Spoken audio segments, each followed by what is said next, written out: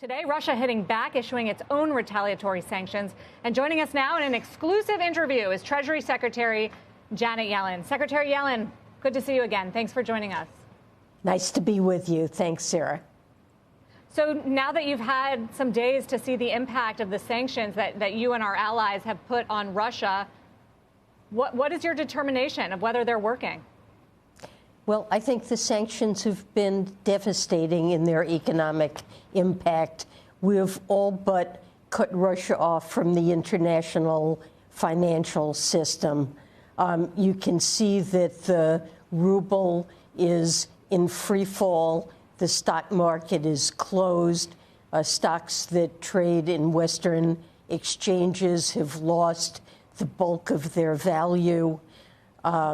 The export controls that we've put in place will have a devastating longer medium-run effect in depriving Russia of the technology that they need to run a modern economy and advance in defense in other areas, which will diminish the power that they will have for years to come.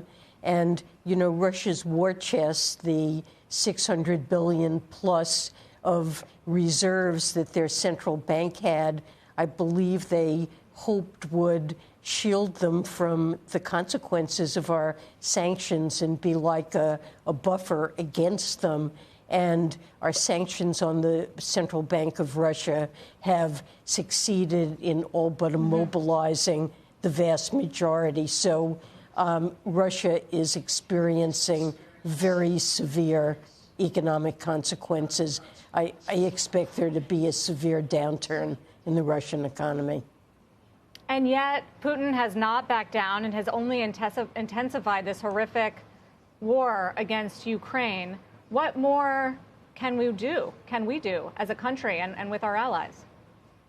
Well, we continue to support Ukraine in its fight against Russia in all of the ways that we can.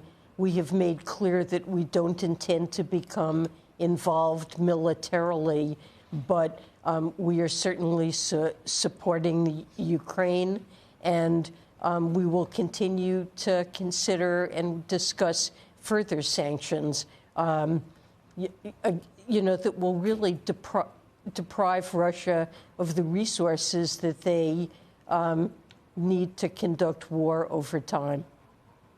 Like what? What hasn't been sanctioned already? So I don't want to give a concrete list of things we're considering, but we've put together an international task force that will begin to seize the assets, the yachts and the real estate of oligarchs who have been sanctioned.